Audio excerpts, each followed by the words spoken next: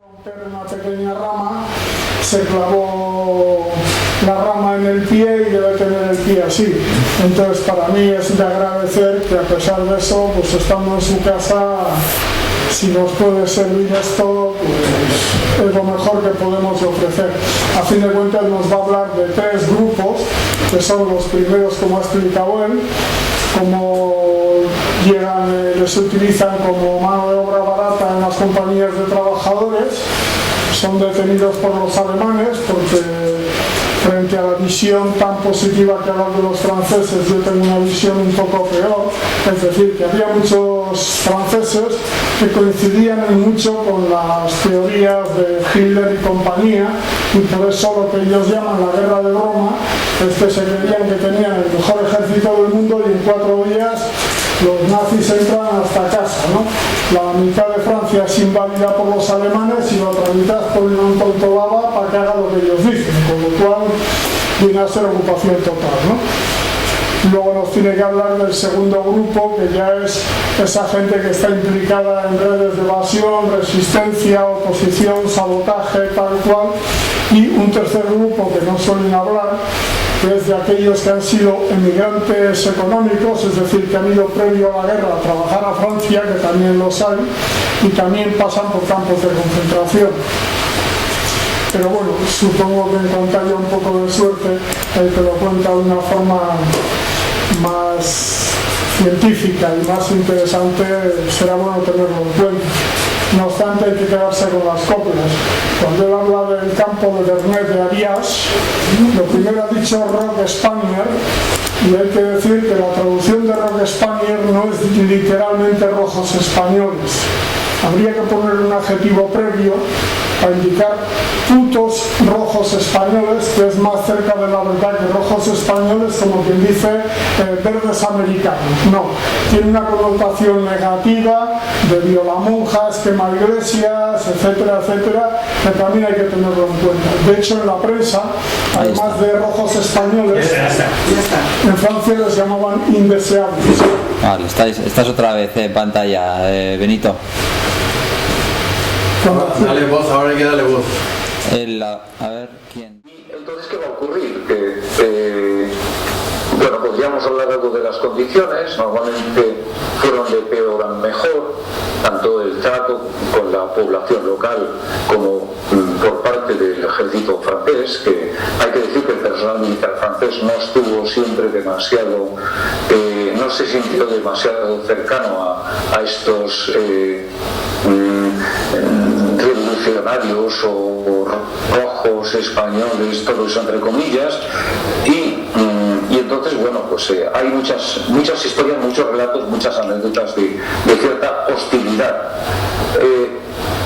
Bueno, llega, las cosas siguen así unos meses y nos acercamos ya al año 40, primeros meses del 40, y sobre todo cuando estamos ya cerca de la primavera, verano del 40, tiene lugar la gran ofensiva alemana, termina lo que habían llamado la guerra de Broma, empieza el avance alemán rápido, que va a hacerse con, bueno, pues va a romper las minas francesas, ya sabéis, lo de atravesar Bélgica y Holanda, que eran neutrales, pero no va a ser un problema para la Wehrmacht, y para llegar pronto a ocupar París, a dividir Francia en 2 zonas, el armisticio, y bueno, una de las consecuencias de este avance tan rápido es que la Wehrmacht, las tropas alemanas, se encuentran con un número enorme de prisioneros de guerra, prisioneros de muchas nacionalidades, ingleses, franceses, y de otros polacos, por ejemplo, también, que había tropas polacas en territorio francés, aparte de los que vivían en la propia Polonia, ¿no? Bueno, pues todas estas personas van a ser llevadas a campos de prisioneros de guerra. Esos campos de prisioneros de guerra estaban gestionados, estaban llevados por el ejército normal, por el ejército regular alemán, la Wehrmacht, y cuando la Wehrmacht va a fichar pinchando, va tomando conciencia de quienes tienen allí prisioneros, se dan cuenta de que tienen entre ellos, aparte de muchas nacionalidades y de muchas situaciones, un número importante de señores que llevan uniforme. Normalmente no es propiamente el uniforme de francés, es un uniforme antiguo de la guerra del 14, y resultan ser estos españoles que habían quedado en esas compañías de trabajadores extranjeros y algunas otras situaciones. Al principio van a ser tratados de manera parecida a los prisioneros de otras nacionalidades. Van a ser, digamos, llevados a los llamados stalags, los campos de prisioneros de guerra, ya digo, gestionados por la Wehrmacht. Poco después llegan unos personajes un poco distintos. Llega personal de la policía política alemana, de la Gestapo, que va ocupándose de fichar a los distintos prisioneros, y pronto va a ordenarse que estos rojos españoles, llamados por es la denominación que utilizan los militares alemanes, la Wehrmacht, los Rotspanenkämpfer, combatientes de la España roja. Bueno, pues que a estos hay que separarlos, hay que apartarlos, y sobre todo hay que enviarlos a unos campos distintos, ya no campos de prisioneros de guerra, sino lo que en la Alemania nazi se llama campos de concentración, en alemán Konzentrationslager, KZ abreviado, ¿no? Bueno, pues ¿qué significaba esto? Pues que un cambio radical. Esos campos de concentración no estaban en manos del ejército regular, sino estaban a cargo de unas unidades de las SS, de la fuerza especial que formaba parte del partido nazi y que se encargaba de tareas como esta, por ejemplo. Entonces estos prisioneros pronto se van a dar cuenta de que las cosas cambian, de que las normas cambian y de que les espera algo bastante más preocupante. Podríamos comparar en los campos de prisioneros de guerra estos españoles como esos prisioneros franceses y demás tenían la posibilidad de mantener correspondencia con su familia a través de la Cruz Roja Internacional. Muchos de ellos cruzaban cartas, se les enviaban paquetes. Algunos de estos españoles también lo consiguieron en ese primer periodo. Pero una vez que llegaban al campo de Mauthausen, hay que decir que en ese momento el único campo, o casi el único, o en todo caso de manera prolongada, va a ser Mauthausen, situado en Austria, como sabemos todos, en aquel momento ya incorporada a la Alemania nazi. Y bien, pues allí en Mauthausen van a entrar desde el 6 de agosto de 1940 los primeros transportes venidos de Francia, venidos de Francia en algún caso, pero sobre todo venidos de los campos de los Stalags, de los campos de prisioneros de guerra. Y poco a poco, bueno, pues este goteo de transportes va a seguir prolongándose hasta todavía varios años. Incluso van llegando, pero propiamente transportes desde campos de prisioneros de guerra, lo que queda del año 40, el año 41 y la primera mitad del 42. Después las cosas cambian, van a llegar de otras procedencias y con otro origen bastante distinto. No sé si se me oye, porque sí, se te oye muy bien. Se me oye, porque es que había dejado de ver. Vamos a ver, de todas maneras, yo creo que voy a. Es posible que voy a cambiar vamos a ver si hago esto. Voy a cambiar el vídeo. Me vas a dejar de ver unos segundos, pero.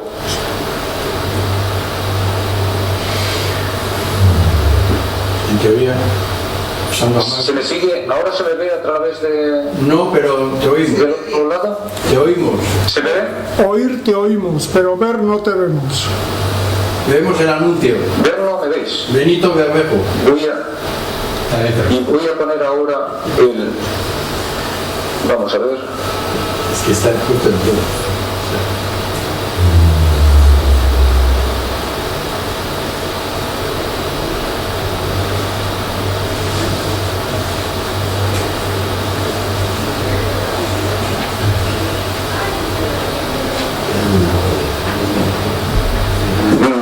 Sí, no, preguntaba si me oíais. Sí, sí. Oír te oímos. Ahora sí. ¿Y me veis también? No. No, vaya. No tienes que dar a compartir pantalla. Vamos a ver, yo había puesto iniciar vídeo, pero no sé por qué en el móvil sí parece que sí. Bueno, pues podemos pasar, vamos a ver. Ahora te vemos y te oímos. Un segundito.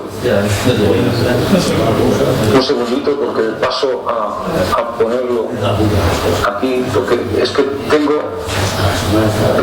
Vamos a ver. Bueno, ahora funciona, ¿no? Se me ve y se me oye, ¿no? Sí. ¿Sí? Sí. Vale, pues quito aquí. Bien, estábamos hablando de las diferencias de estos Stalag con los campos de concentración, que son todas, ¿no? Decíamos que los primeros podían tener correspondencia a sus familias, podían recibir paquetes de las familias. Atención, la Cruz Roja Internacional tenía acceso a ellos, estaban bajo, digamos, la supervisión de la Cruz Roja Internacional. En el otro lado, nada de eso, la correspondencia no existía, para la Cruz Roja no había ningún contacto y bueno, pues las circunstancias eran... Ahora veremos por qué, ¿no? Por qué esto era de esta manera. Bien, ¿y qué había detrás de campos como Mauthausen?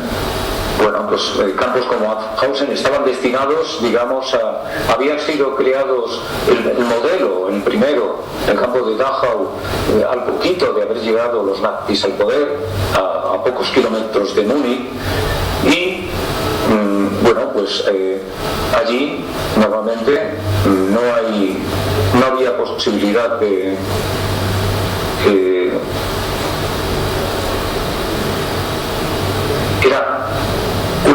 pero no quiero mezclar lo que ocurría en un campo como Dachau con lo que ocurre en Mauthausen tampoco, porque Dachau al principio los que entran son prisioneros alemanes, gente, digamos, de la oposición, o en algunos casos también personas que, digamos, que han sacado de las cárceles, que eran delincuentes comunes y que van a ser también incluidos allí.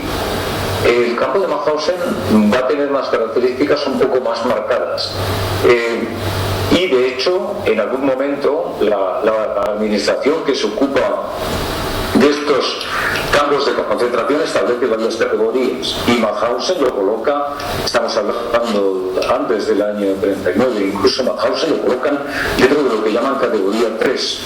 Dicen que está destinado a los presos cuyo retorno se considera indeseable.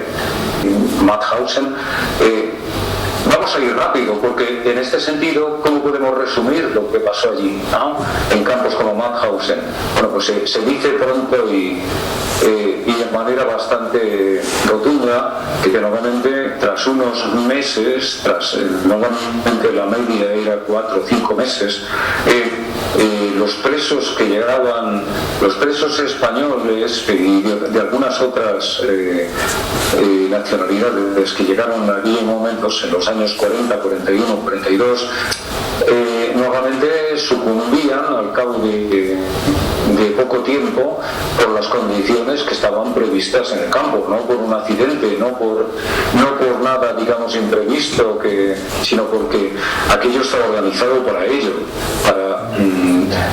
y esto lo utilizan, era la expresión que utilizan los propios jefes, los propios responsables de estos campos, que era que normalmente allí se practicaba el exterminio mediante el trabajo. Lo llaman ellos así, Vernichtung durch Arbeit. Es decir, que entre que se sometía a los presos a trabajos forzados, que la alimentación era menos que la justa, que se les maltrataba y que, bueno, normalmente no tenía ningún tipo de atención médica o era mínima, pues al cabo del plazo que hemos dicho, unos pocos meses, normalmente la gente terminaba al límite de sus fuerzas y moría.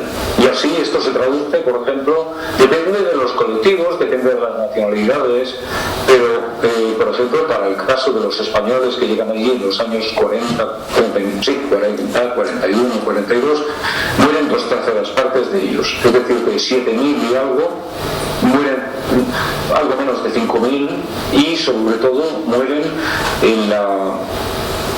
más bien en los últimos, más que en los últimos meses del 40, la primera mitad del 41, la segunda mitad también, y en la primera mitad del 42. En ese año y medio, sobre todo,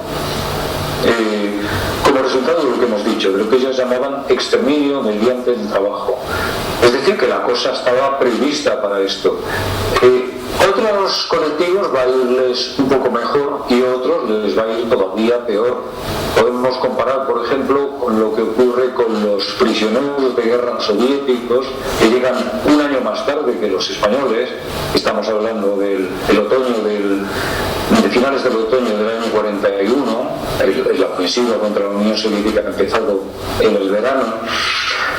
Bueno, pues en su mayor parte los llegados a Mauthausen, que son unos 4.000, desaparecen, es decir, que mueren, terminan como auténticos esqueletos, y bueno, y así no queda casi nadie de ellos, de varios miles, apenas en la primavera del 41, es decir, que apenas en 6 meses ha terminado ya con ellos.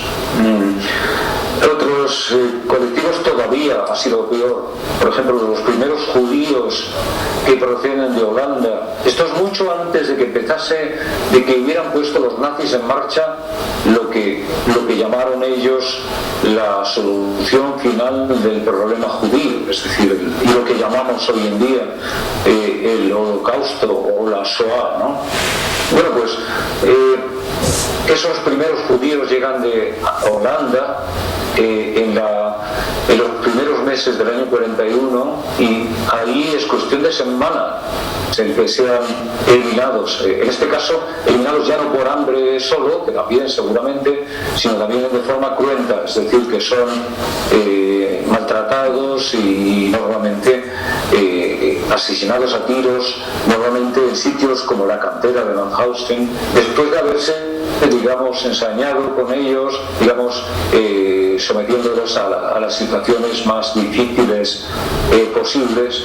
Bueno, cuando no eran las propias víctimas las que terminaban, digamos, agarrándose a la alambrada electrificada del campo para terminar, digamos, con su vida rápidamente, bueno, pues cuando era así, eran asesinados de forma terrible, ¿no?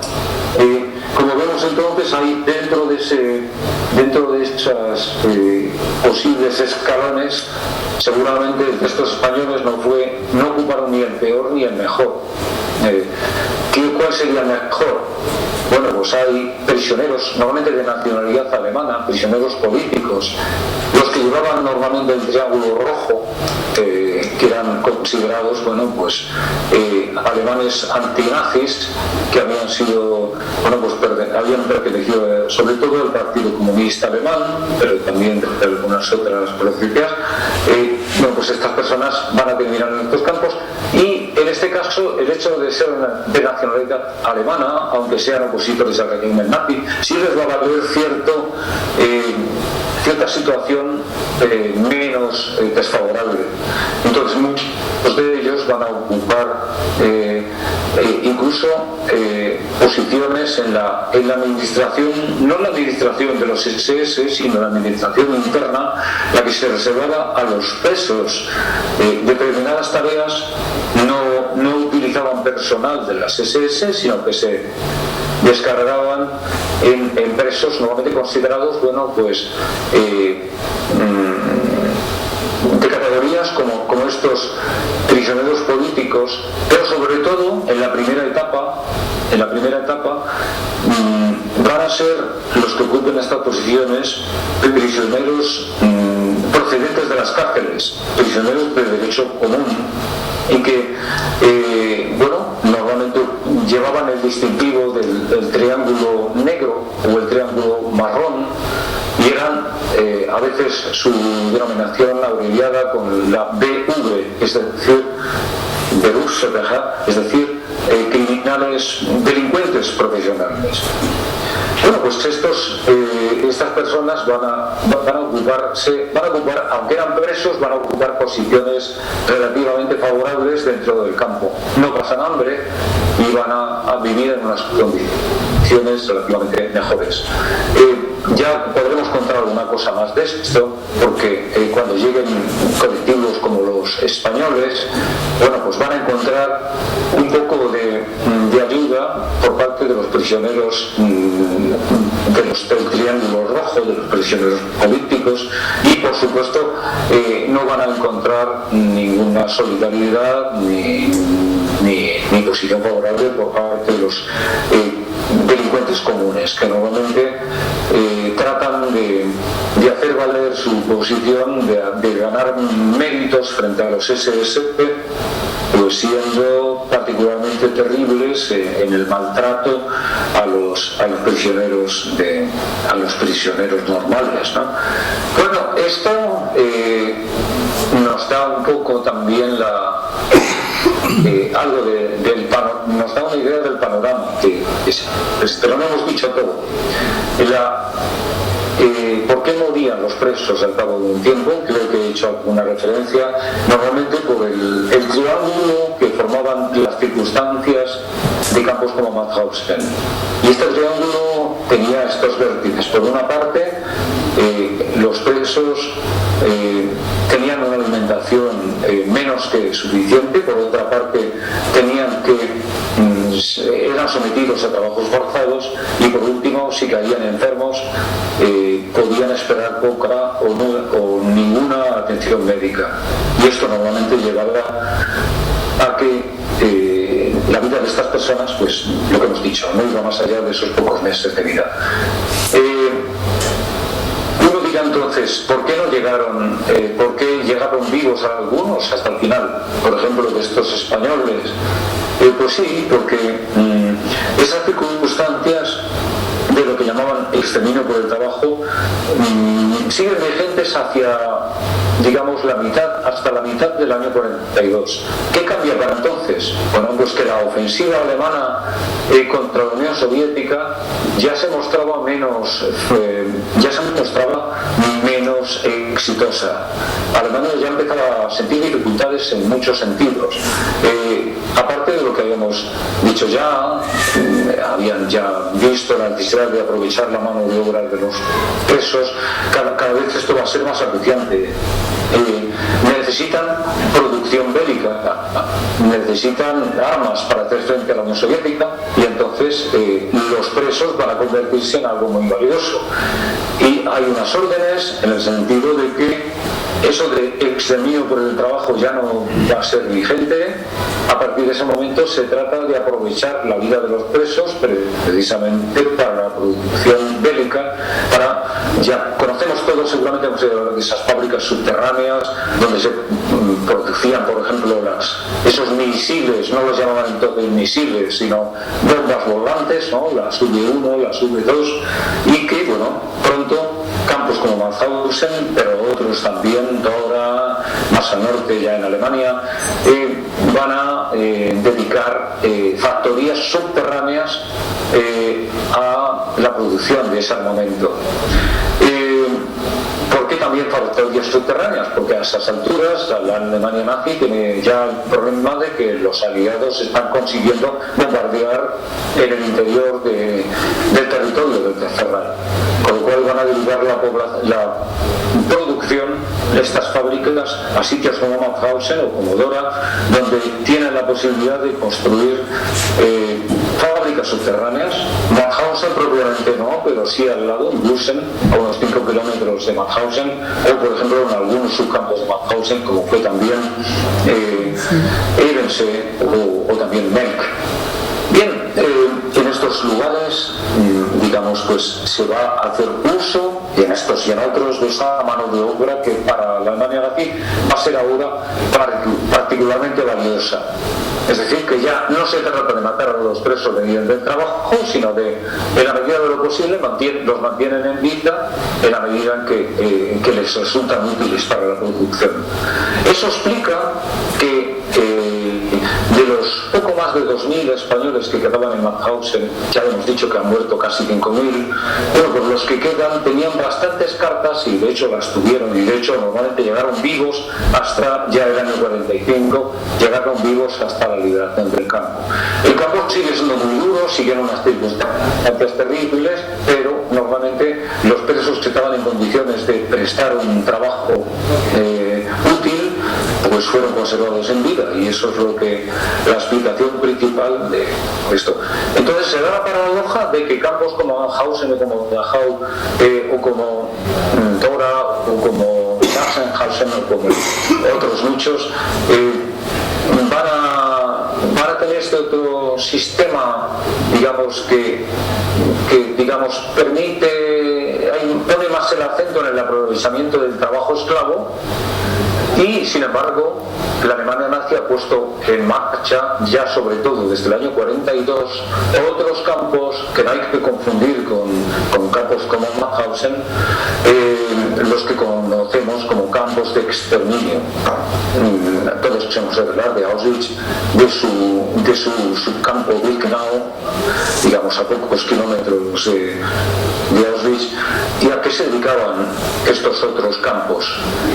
Es cierto que también existían ocasiones fábricas, factorías, había producción bélica, pero Auschwitz, por ejemplo, sobre todo Birkenau, se distingue por haber sido el escenario donde se asesinó a más de 1 millón de personas, digamos, físicamente, no tanto por el trabajo esclavo, como fue, por ejemplo, en Mauthausen, sino directamente, son víctimas que no llegaron a conocer una sola noche en el campo, que son transportados desde distintos sitios de Europa a sitios como Birkenau, son desembarcados de los trenes y, como todos sabemos, son horas después asesinados mediante allí en Birkenau, pues por ejemplo en la filial de Auschwitz, son asesinados mediante el gaseamiento en las cámaras de gas, utilizando el ciclón B del que todos hemos oído hablar.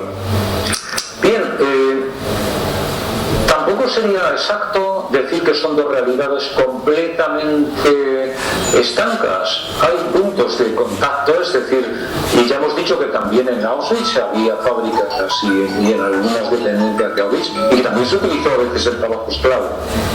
Normalmente, yo recuerdo aquí las palabras de Primo Levi, el escritor italiano que pidió aquello, y él contaba que, bueno, que tuvo la suerte primero de haber llegado tarde, es decir, de haber llegado en un momento en que ya precisamente esta necesidad de mano de obra era marcada, y segundo, él tenía a su favor que era químico, entonces pronto, en los primeros momentos, en la selección que realizaron los SS, es destinado a un laboratorio para producción de determinados productos de goma, también con destino, digamos, del ejército de la Alemania nazi. Entonces, él dice, si yo hubiera llegado antes, seguramente me hubieran mandado a la cámara de gas. Me vieron útil y bueno, y entonces pude mantenerme vivo hasta el final. Entonces vemos que En Auschwitz hay también trabajo esclavo, aunque lo que principalmente que se hace es asesinar gente directamente, y también en sitios como Mauthausen ya hemos dicho que ya desde pronto, antes de ya se había asesinado a judíos, digamos, simplemente por asesinarlos, ¿no?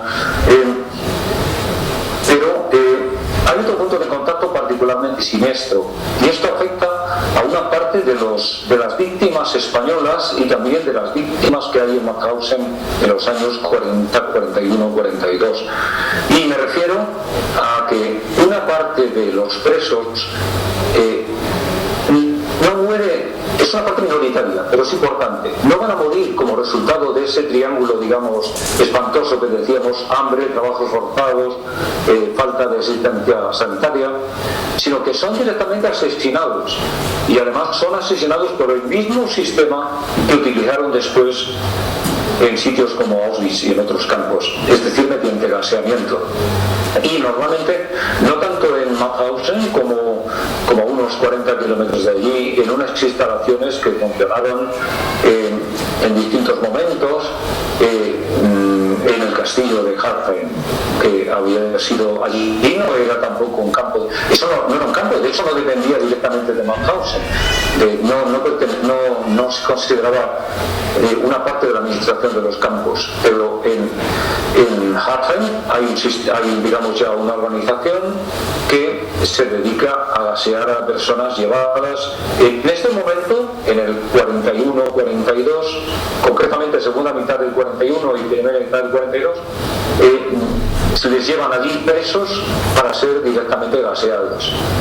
Oficialmente, en el campo de Mauthausen, estos presos eran dados de baja y eran oficialmente se hacían unos listados donde se indicaba que eran trasladados a un sanatorio para sanatorio no lo llaman, dicen, o sea, un centro de convalescencia en el campo independiente del campo de Dachau. Nunca llegaron allí, nunca pasaron de 40 kilómetros, digamos, más allá de Linz, porque fueron directamente asesinados mediante un sistema un poco distinto. En este caso no era mediante el ciclón B, sino mediante unas cámaras de gas donde se utilizaba monóxido de carbono. Ese gas que hace que de vez en cuando haya por accidente personas que se intoxican, ya sabemos todos, ¿no? por la mala combustión. Bueno, pues allí se utiliza directamente ese mismo gas para terminar con la vida de estos presos. Y así allí mueren unos 2.000 presos del campo de Mauthausen, en lo que he dicho, segunda mitad del 41, primera mitad del 42. Y uno se pregunta, ¿por qué? ¿Qué sentido tenía? Si ya morían algunos días morían cientos de presos de esas circunstancias que había en Mauthausen, en Gusen, si ya morían de todas maneras, ¿para qué llevarlos a gasearlos a 40 kilómetros de allí?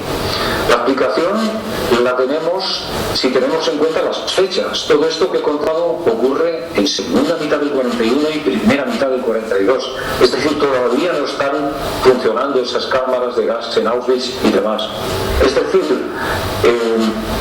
se está preparando, digamos, perfeccionando el sistema para el asesinato masivo de personas mediante gas.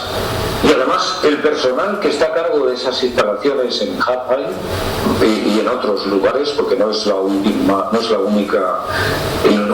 centro en toda la Alemania nazi, en muchas ocasiones lo vamos a encontrar a cargo de las instalaciones ya de los campos de exterminio situados normalmente en territorio de la Polonia ocupada, o sea, mucho más al este. Y bueno, ¿quiénes habían sido seleccionados en Mauthausen para ser enviados a Hartheim? Normalmente los presos en circunstancias particularmente difíciles, ya los que estaban normalmente al cabo de sus fuerzas. Es decir, seleccionan a moribundos para llevarlos a gasear en el otro lugar.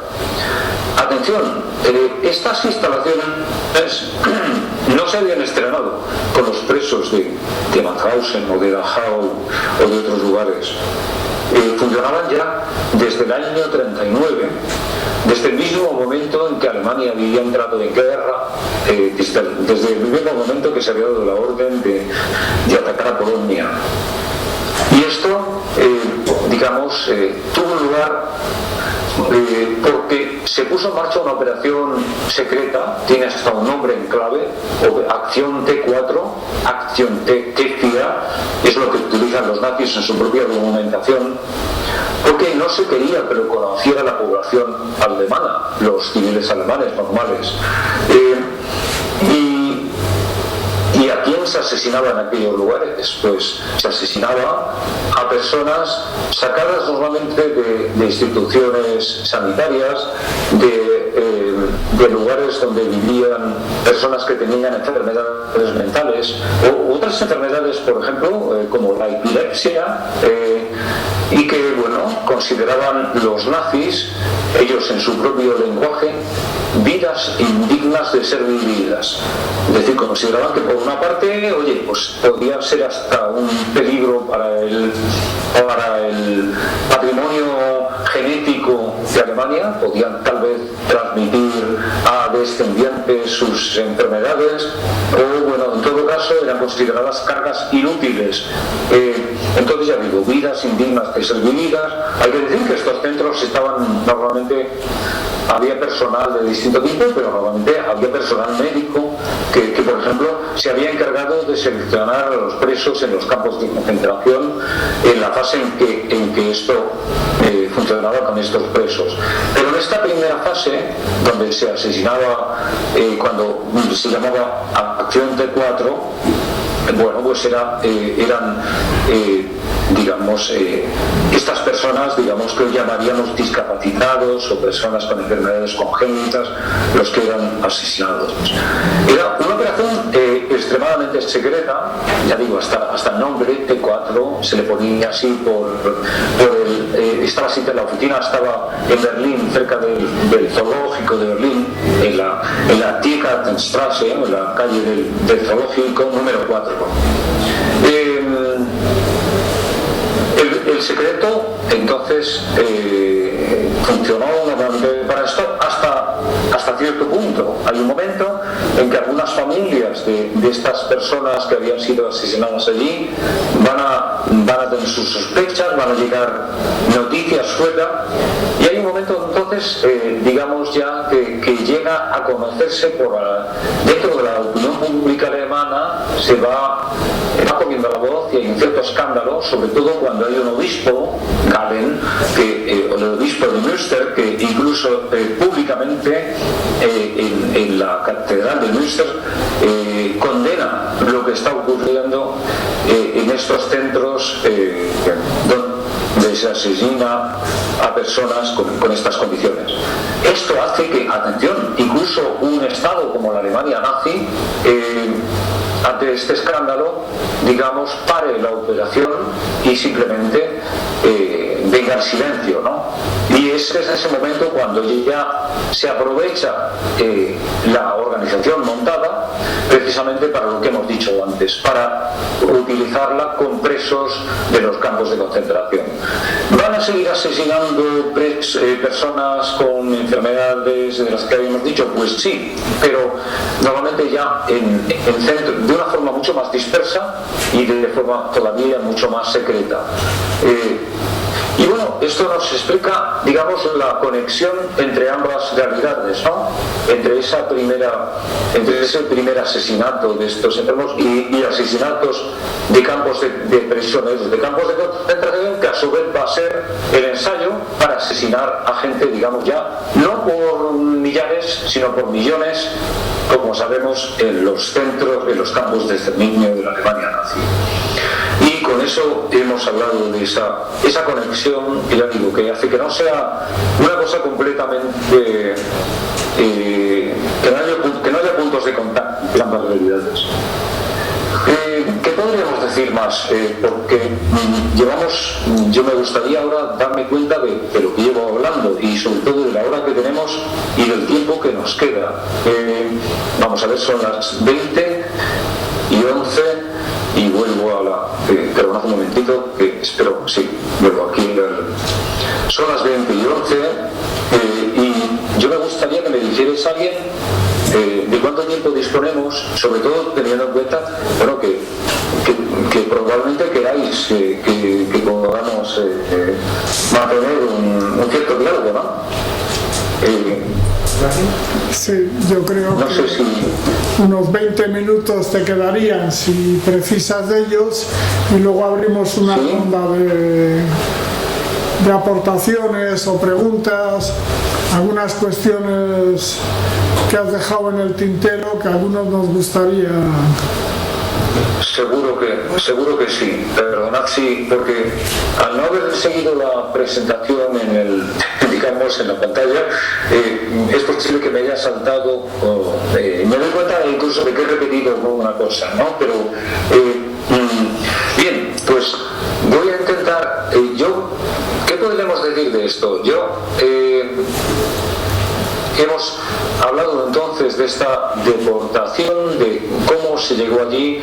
Otra cosa importante que creo es las causas de por qué la Alemania nazi decide que con estos señores que dicen que vienen de España y bueno, que son a los que ellos denominan combatientes de la España Roja, ¿por qué hay que enviarlos a un campo de concentración, bueno, a un campo como Mauthausen y no mantenerlos como prisioneros de guerra? Después de todo, habían sido hechos prisioneros mientras formaban parte del ejército francés. Hay sobre esto una cosa, la primera evidencia, digamos, la primera orden donde negro sobre blanco se indique que hay que hacer esto, que hay que sacarlos de los campos de prisioneros de guerra y que hay que enviarlos a Mauthausen, es concretamente del 25 de agosto de 1940. Es decir, que ya llevan unos cuantos meses no, perdón, 25 de septiembre de 1940. Ahí ya llevan meses en los campos de prisioneros de guerra y ya incluso en Mauthausen hay prácticamente, ha transcurrido un mes desde que están empezando a llegar los primeros españoles. Pero ciertamente es el primer documento, no quiere decir que la orden no haya ido por otras vías. Discúlpame, Benito, nos dicen que nos quedan 10 ¿Sí? minutos. Ay. Lo que no sé... Bueno, pues mira, dedico 2 minutos a esto, que no quiero olvidarme de ello, y ya empezamos el diálogo, ¿vale? Fenomenal. Venga, iba a decir que 25 de septiembre del 40, orden escrita donde se dice, la Gestapo dice que hay que enviar a los rojos españoles a un campo, a un KZ, a un campo, y esto ya se llevaba haciendo en realidad. Importante, 25 de septiembre del 40, cuando esa orden se difunde, ¿qué hay de especial? Hay un señor que está de visita en Berlín, que se está reuniendo con Hitler, con algunos de los grandes jefes de la Alemania nazi. Y ese señor ha venido de Madrid, es Ramón Serrano Suñer, es en aquel momento ministro de la Gobernación, y va a ser unas semanas después ministro de Exteriores de Franco, ¿no? Dicho sea de paso, también es pariente político de Franco, está casado con la hermana de Carmen Polo, de la mujer, es cuñado de Franco, ¿no? Y entonces, digamos, no hay, digamos, referencias a un acuerdo, pero es cierto que apenas hay unas horas de diferencia entre la orden explícita de que a los españoles rojos hay que enviarlos a un campo de concentración y la reunión de Hitler con Serrano Suñer y con algunos otros jefes en Berlín. Reunión, por cierto, de la que no conocemos ningún acta. Incluso el propio embajador español en Berlín no se le permitió estar presente, cosa que le enfadó mucho. Se quejó ante su propio jefe, ante el ministro de Exteriores, que lo iba a dejar de ser a los pocos días, porque precisamente iba a asumir ese cargo Serrano Suñer. Pero el propio Espinosa de los Monteros se llamaba pariente lejano de este otro Espinosa de los Monteros que ahora nos suena por la tele, ¿no? Bueno, pues no se le permitió estar presente en esas reuniones. Y con esto ya digo que no parece completamente casualidad esa decisión de enviar a los españoles rojos, a los republicanos españoles a Mauthausen, coincidiendo con la visita de Saddam Hussein. Bueno, ahora ya quedo a vuestra disposición para seguir por donde digáis vosotros. Y perdonad que me haya extendido más allá del tiempo porque parecía razonable. Sí, yo la primera cuestión ya la has resuelto, precisamente me refería a esa, y la segunda que quería preguntarte era la posibilidad de personas que estuvieran presas en Mauthausen, pero que por los buenos haceres de Franco y sus ayudantes fueran liberados y traídos a España. Sí, ha existido, y además yo he conocido en persona a uno de ellos, Fernando Pindado García Meras, que estuvo después de un año en Mauthausen, fue liberado, fue enviado por la policía alemana, lo ha llevado hasta la frontera ahí en Irún y bueno, pues y ha sido devuelto, digamos, a su familia en Madrid. ¿Qué tenía este hombre de especial? Era menor de edad cuando la guerra, debía tener unos 15, 16 años cuando empieza la guerra, y por supuesto no había participado en esto, pero el propio Fernando Pindado me dijo que él, aunque su padre había hecho la guerra del lado republicano, y de hecho él había salido a Francia con un tío suyo, que de hecho también estuvo en Mauthausen, pero no fue liberado el tío, aunque su padre había muerto, digamos, había sido él tenía un pariente, un tío que sí que estaba, digamos, con buenas relaciones con el otro lado, y que había podido mover algún hilo para que se liberase a este muchacho, atención, después de un año en Mauthausen. Y Fernando Pindado volvió a Madrid, y de hecho incluso volvió con una libreta en la que habían algunos presos de Mauthausen, le habían dado las direcciones de su familia para que diese noticia de que estaban allí, porque en aquella época los presos de Mauthausen, los españoles no tenían la posibilidad de tener correspondencia. Sí la tuvieron a partir de finales del 42, pero en aquel momento todo el 40, 41 y primera mitad del 40 y casi todo el 42 no existían para sus familias, no pudieron dar ningún tipo de noticia. Entonces hay unos que yo creo que conocemos, aparte del caso de Fernando Pindado, unos 14, 15 casos de españoles que terminaron siendo liberados por distintas circunstancias.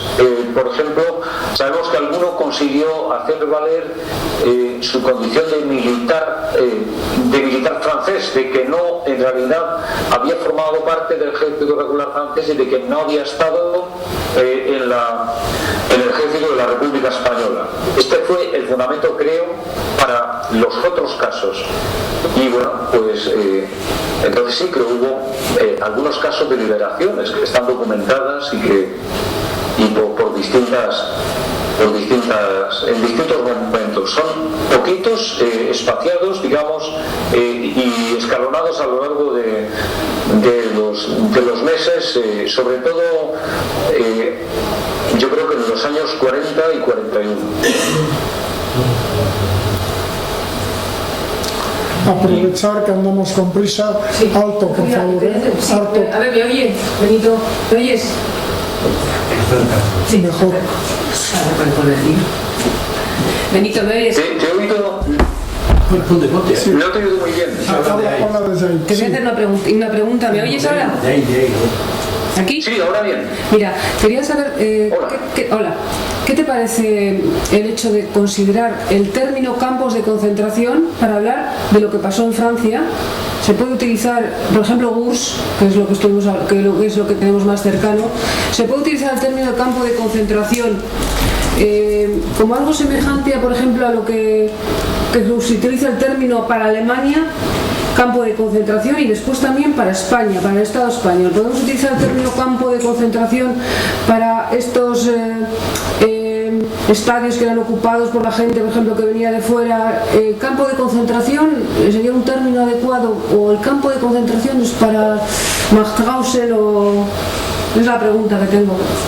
Pues es complicado, porque primero, adecuado para el caso de España, en principio no es ilegítimo, no es inapropiado, porque también en España se llamaban así. Bueno, es un nombre que se utilizó en muchos países, pero entonces, claro, de partida, pero todo vale y todo no vale si mantenemos, digamos, claras las diferencias, ¿no? O sea, incluso, fíjate, dentro de la Alemania nazi no es lo mismo un campo como Dachau, sobre todo en el periodo, digamos, bueno, Dachau en concreto, bastante distinto de Mauthausen en este sentido, porque Mauthausen sí que se utilizó, por ejemplo, el asesinato mediante el gas, digamos, hubo esto del exterminio del trabajo se hizo de forma más intensa. En Dachau mucho menos, pero claro, eso es lo mismo que Auschwitz, es que no es lo mismo. Lo de Birkenau, por ejemplo, yo he dicho ya también eso, ¿no? En Birkenau la mayor parte de ese 1,5 millones de víctimas, más del 90% de ellos no pasaron una noche allí, es decir, fueron directamente asesinados según llegaban. Entonces, eso es lo mismo que lo de Mauthausen, pues hay una diferencia enorme, ¿no? Eso, lo de Mauthausen, es lo mismo que campos como el de Miranda de Ebro, donde, por ejemplo, hubo gente de las brigadas internacionales y demás. Hombre, Miranda, estoy seguro que en estos campos se maltrató a los presos, estoy seguro que en ocasiones también se les... pues incluso murieron debido a esto,